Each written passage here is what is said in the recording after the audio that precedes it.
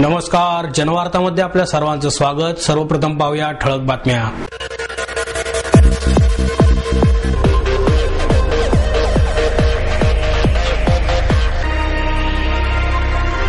प्रभाग क्रमांक 26 मधून निवडणूक लढवत असलेले काँग्रेस पक्षाचे उमेदवार दीपक मानकर यांच्या पदयात्रांना उत्साहात सुरुवात आणि दुसऱ्या राज्यस्तरीय शक्ती मार्शल आर्ट निवड चाचणी स्पर्धेचे जंगी आयोजन।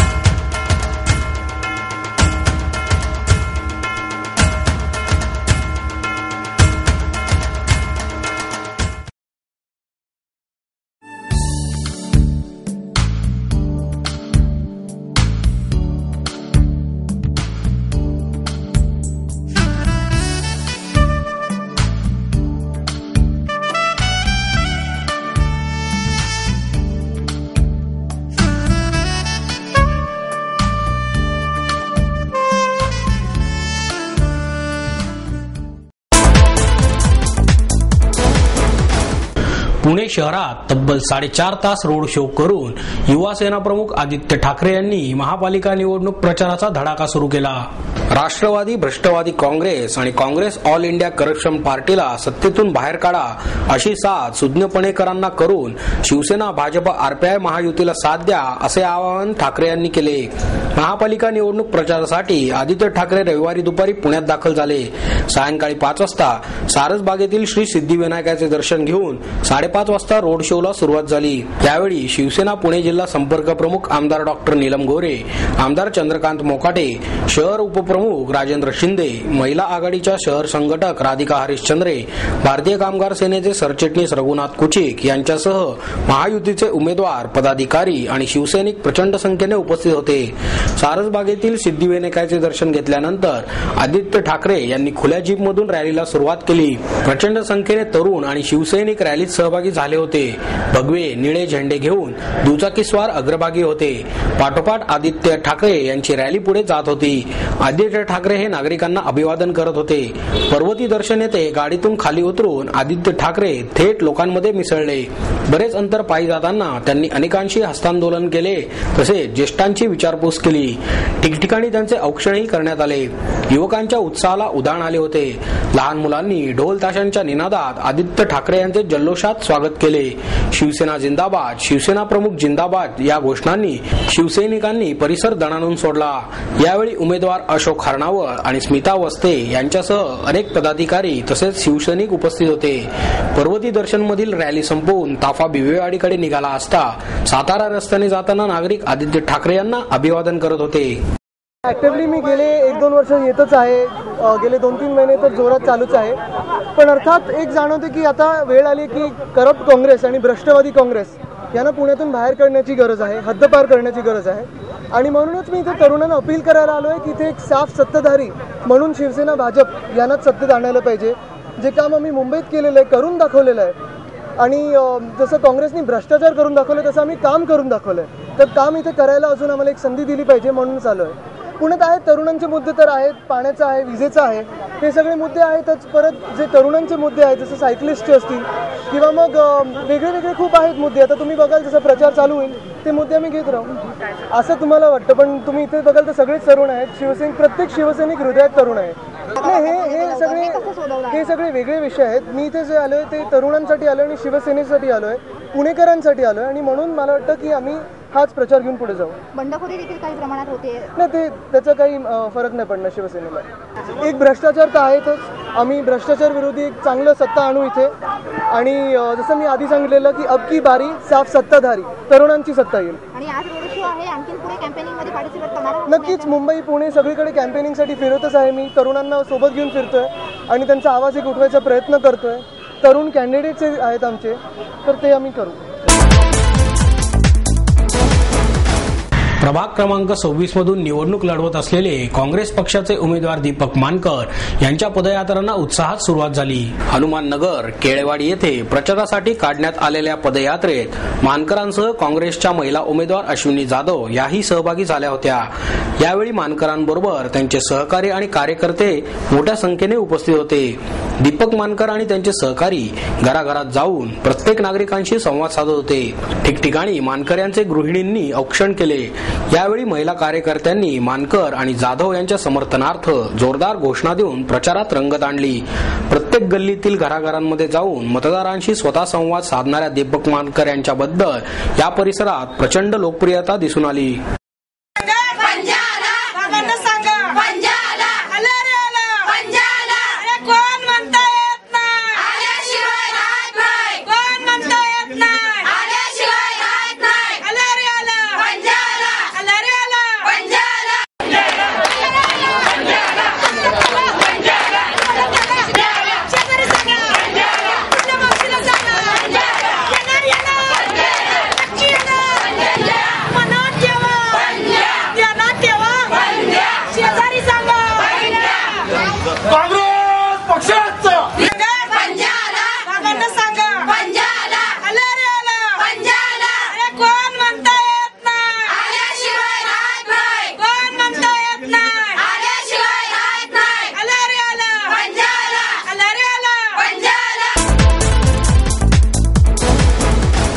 दुसऱ्या राज्यस्तरीय शक्ती मार्शल आर्ट्स निवड चाचणी स्पर्धेचे जंगी आयोजन करण्यात आले.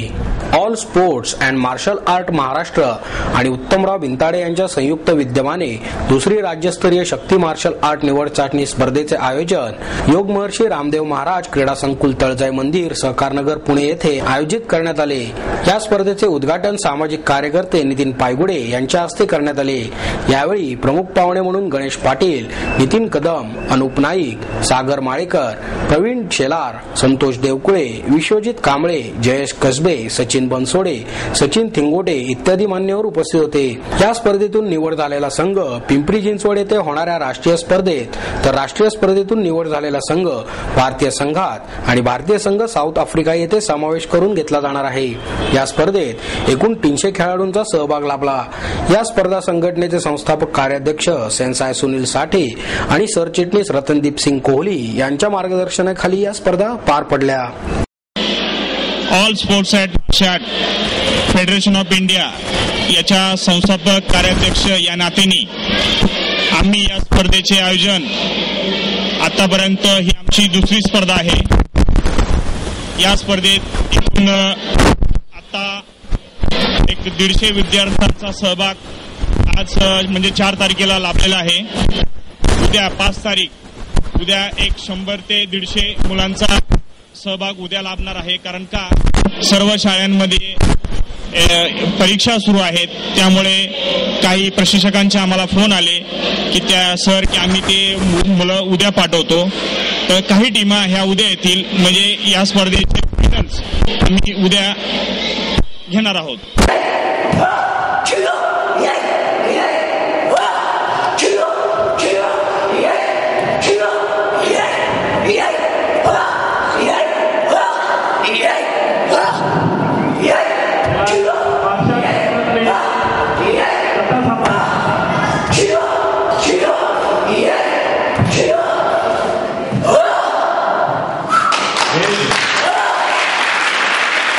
फक्त 3 बोट आहेत.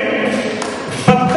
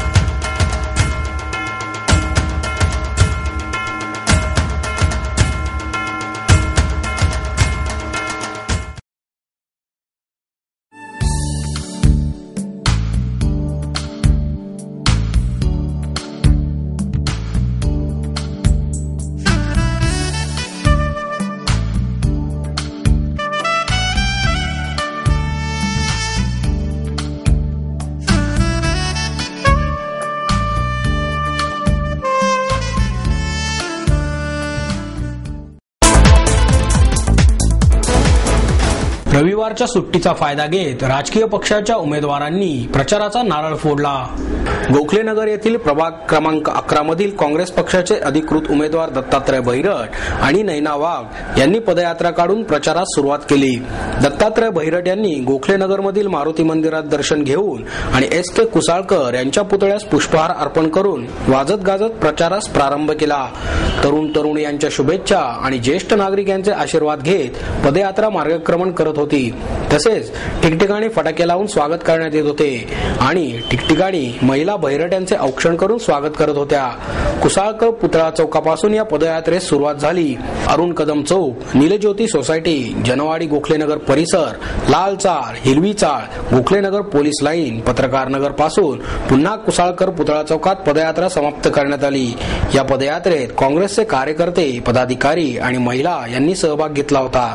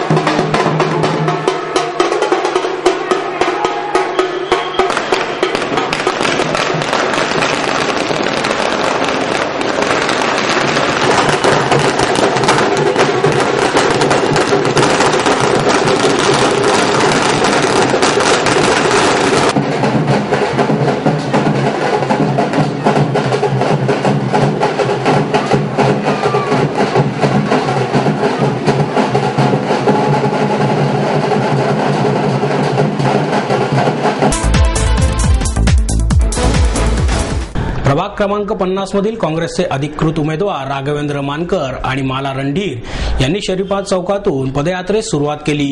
चौकात फटाक्यांच्या आतिषबाजीत राघवेंद्र मानकर यांच्या पदयात्रेचे स्वागत करण्यात आले. अत्यंत शांत आणि शिस्तबद्ध वातावरणात ही पदयात्रा चालत होती. शहरी भागातील या प्रभागात उंच इमारतींमधील नागरिकांना अभिवादन करत राघवेंद्र मानकर आणि माला रणधीर संपर्क साधत होते.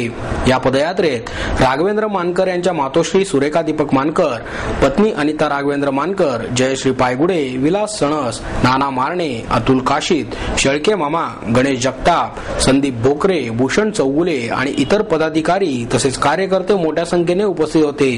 घोषणा देत शनिवार चौकापासून चिमण्या गणपती चौक, शगुन चौक, विजय टॉकीज चौक, खालकर तालीम चौक, सेवा सदन, श्रीनाथ टॉकीज, दत्त मंदिर, मंडई परिसर आदी ठिकाणी ही पदयात्रा काढण्यात आली.